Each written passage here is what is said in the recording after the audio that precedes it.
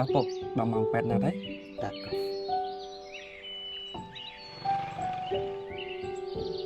អញ្ចឹងពួកឯងកុំភ្លេចយកបានសមត្ថភាពទៅផងបាទបងបាន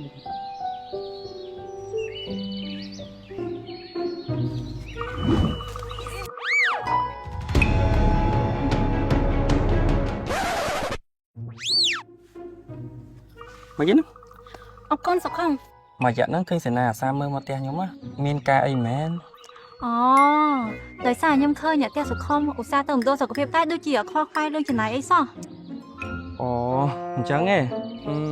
នេះមកខ្ញុំមានបានសមត្ថភាពដែលជាកម្មវិធីមូលនិធិសមត្ថភាពរបស់សុខាភិបាលដែលបងថ្លៃដោយរដ្ឋាភិបាលទៅលើសេវាសុខាភិបាលផ្សេងៗដូចជាបង្ការពិនិត្យព្យាបាលសម្រាលកូននិងស្ដារនីតិសម្បទាករណីខ្លះជួយលើថ្លៃធ្វើដំណើរអាហារវិភាគធាតុមុនសពទៀតសេនាបើចង់ដឹងព័ត៌មានច្បាស់សេនាអាចទៅមណ្ឌលសុខភាពដើម្បីសួរព័ត៌មានលម្អិតបានណាសេនា អូខ្ញុំមានបានសមត្ថភាពនឹងដែរតាតែដៃប្រើសោះអរគុណណាស់សុខុម បាទអត់អីទេ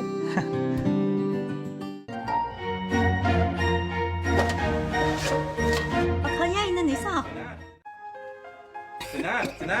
ចាពុក មកម៉ែនេះកូន យ៉ាងម៉េចឯងម៉ែបើមិនយើងទៅមណ្ឌលសុខភាពហ្មងទៅ ម៉ែលុយគេនិយាយថាត្រូវចំណាយច្រើនណាហើយមិនស្រួលហ្នឹងពេទ្យគេមិនយកចិត្តទុកដាក់យើងទេកូនអើយ តែកូននឹងសុខុមនិយាយថាបើយើងប្រើបានសមត្ថភាពនេះយើងមិនបាច់ចំណាយទេចាំកូនទៅពឹងគាត់សុខុម មានការអីមែន ម៉ែខ្ញុំក៏អត់ខ្លាំងដែរជួយជូនគាត់ទៅមណ្ឌលសុខភាពផងម៉ែណត់ បានអញ្ចឹងសេនាកុំភ្លេចយកបានសមត្ថភាពទៅផងណា ចាគង់តែបានសុខុមកុំអីខ្ញុំហ៊ានជួយម៉ែទៅមណ្ឌលសុខភាពទេ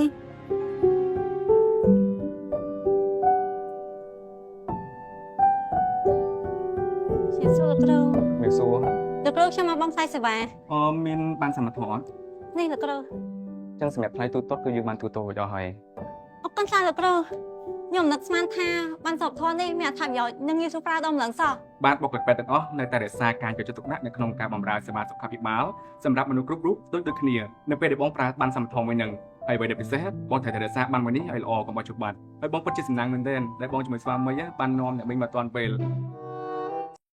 ម៉ែអត់ទៅម៉ែខ្ញុំអត់ជាសោះជួយជូនពួកខ្ញុំទៅមណ្ឌលសុខភាពដងទៀតបានអត់ បាទបានតា តាមស្ថានភាពរបស់ម្ដាយប្អូនខ្ញុំណែនាំឲ្យបញ្ជូនគាត់ទៅព្យាបាលបន្តនៅមន្ទីរពេទ្យបងឯងវិញ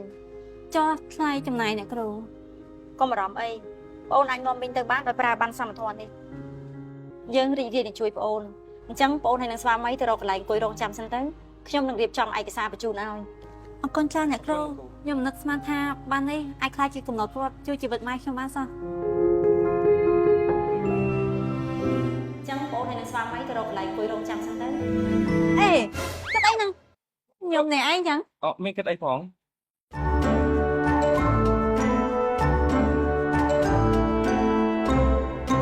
ខ្ញុំមិននឹកស្មានថាសង្គមជាមនុស្សល្អអញ្ចឹងទេណែគុំតបានគេនឹងបានសមត្ថភាពទេណាគុំអីម៉ែវាឯងមិនបានជាអញ្ចឹងទេ អូលើកដៃថ្វាយព្រះមួយហើយនៅអៀនគ្នាអីទៀតម៉ែឥឡូវបានធូរហើយកូននាំគ្នាគិតគូរគ្នាទៅ